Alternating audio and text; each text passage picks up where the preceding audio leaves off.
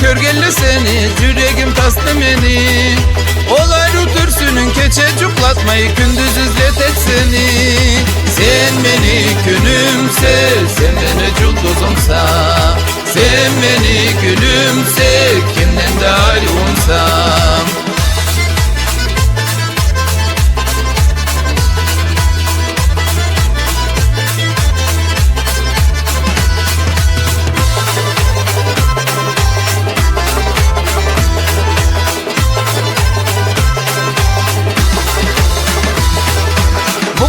Küçük olur mu değil mi? Men sügen kök gözleni. Tavşorka sarkadı seni sağına, sen ayt uçu sözleni. Sen beni gülümse, sen beni culduzumsa.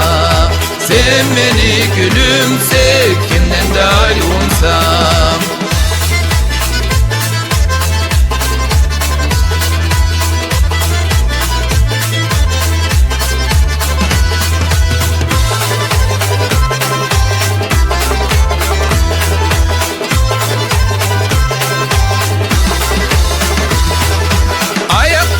Çöpsün macürüme, söz tavsul kaldı beri.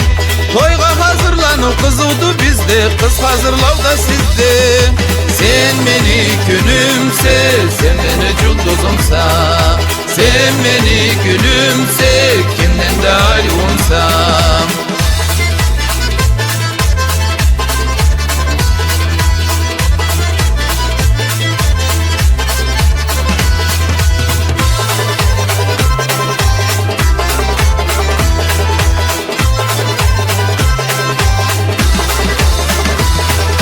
Gözünü cuppa karatmam seni, eritec olmu buzun.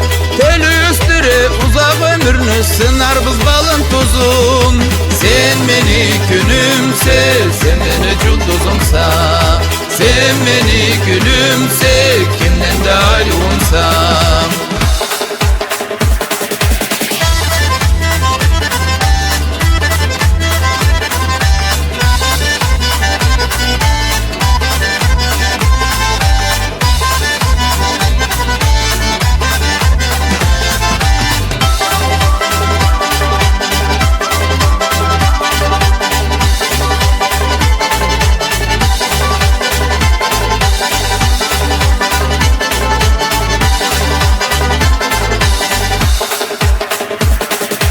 Sen beni gülümse, sen beni culduzumsa.